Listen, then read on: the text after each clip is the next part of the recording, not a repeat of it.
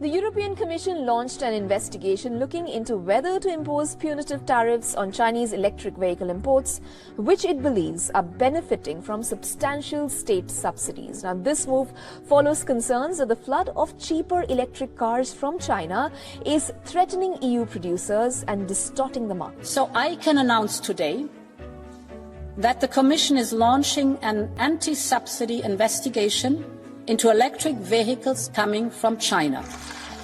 Global markets are now flooded with cheaper Chinese electric cars. And their price is kept artificially low by huge state subsidies. This is distorting our market.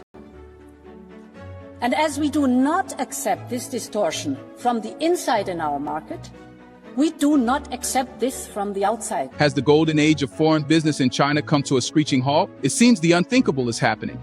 US and European firms, once eager to tap into China's economic juggernaut, are now sounding the alarm and heading for the exits.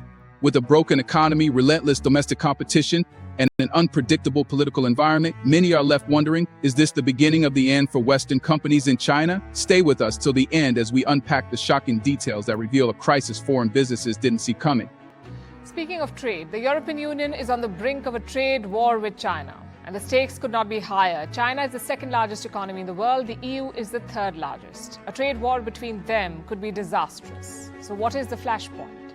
Electric cars, or EVs, electric vehicles.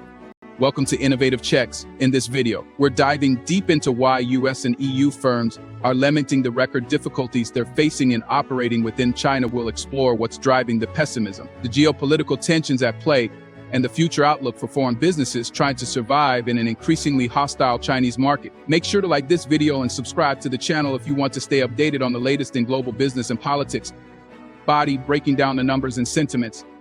Let's start with some cold, hard facts. The American Chamber of Commerce in Shanghai and the European Union Chamber of Commerce in China have both released reports that paint a grim picture. US and European firms are facing unprecedented challenges, and the optimism once surrounded China's booming economy is rapidly evaporating. According to the American Chamber's latest survey, a staggering drop in optimism has occurred. Only 47% of American companies in China are optimistic about their 5-year business outlook. To put this into perspective, this is the lowest level of optimism recorded since 1999 when such data began to be collected. But why? What's driving this mass disillusionment? Europe says China is flooding their market with cheap electric vehicles. How? By giving subsidies. As a result, European firms cannot keep up. They're losing sales and market share to China. Brussels is looking to correct this. On Wednesday, the EU chief announced an investigation into Chinese EVs. Listen to this. The economic downturn, from double-digit growth to economic stagnation. The Chinese economy, once the envy of the world, is no longer growing at the double-digit rates that made it an attractive destination for foreign investors. China's economic growth target for this year sits at a mere 5%. A number that multiple investment banks predict will not be reached. The economic slowdown is so severe that many US firms reported their lowest profit margins in years. It's not just the US firms feeling the heat. European companies are also suffering as foreign direct investment feed into China from the EU plummeted by 29% from 2022. That's a staggering decline, and it raises the question, is China still the lucrative market it once was? Crushing competition and political tensions. Another nail in the coffin for foreign businesses in China is the ferocious domestic competition. In the past, foreign firms were able to capitalize on their advanced technology and market know-how. Today, they are being outmatched by Chinese companies receiving unfair government subsidies and operating in a rigged system that favors domestic players. And then there's the elephant in the room, geopolitical tensions. The strained relationship between China and the US, particularly in the lead-up to the next US election, has made it almost impossible for businesses to plan for the future. 2/3 of US companies surveyed cited political uncertainty as their biggest challenge. They are walking on eggshells, waiting for the next trade war, sanctions, or tariff hikes. The Biden administration is set to make a crucial decision soon on higher tariffs for Chinese imports. If enacted, these could include a 100% import tax on electric vehicles and a 50% tax on semiconductors and solar cells. While the tariffs have been temporarily pushed back, the looming threat is causing major headaches for businesses. China has already condemned these moves, and a full-blown trade war seems inevitable, unless cooler heads prevail. A tipping point: the permanent challenges of doing business in China. The European Union Chamber of Commerce recently issued a dire warning. A tipping point has been reached. The challenges foreign firms face in China are no longer seen as growing pains of a rapidly expanding market, but rather permanent obstacles. Investors are now scrutinizing their China operations closely, and many are concluding that the returns no longer justify the risks. Global markets are now flooded with cheaper Chinese electric cars. And their price is kept artificially low by huge state subsidies. This is distorting our market. And as we do not accept this distortion from the inside in our market, we do not accept this from the outside. So I can announce today that the Commission is launching an anti-subsidy investigation into electric vehicles coming from China.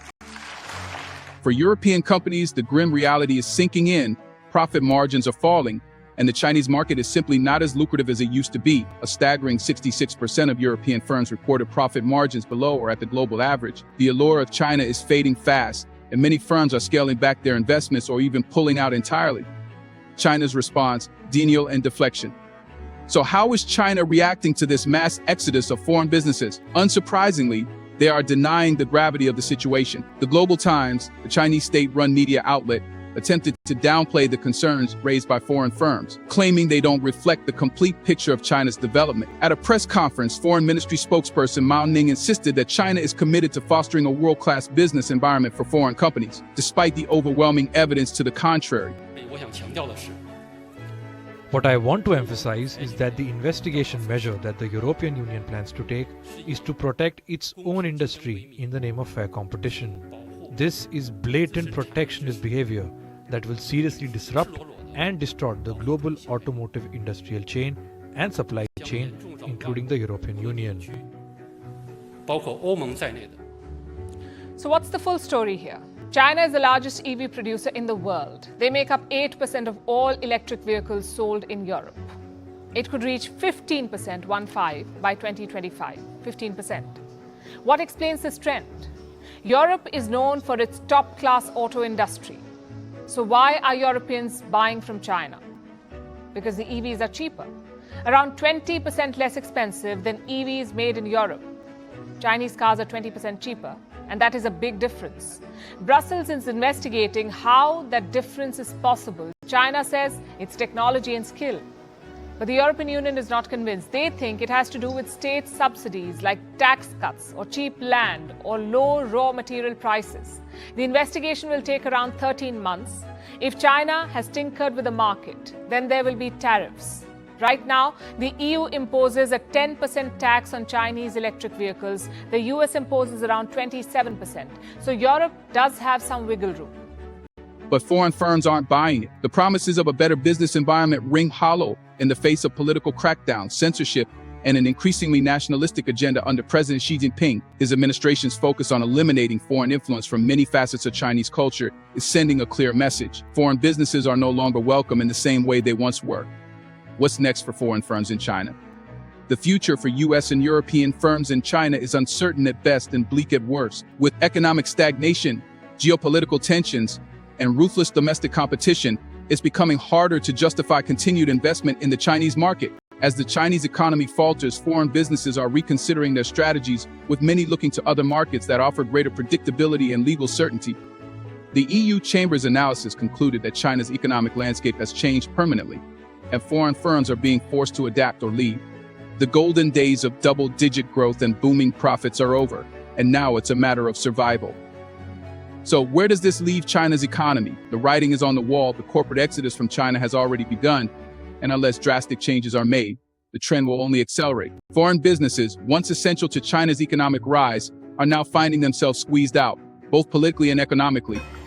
If you found this analysis insightful, don't forget to like the video and subscribe to the channel for more updates on global business and politics. We'll continue to bring you the latest developments on this and other pressing issues, so stay tuned for more.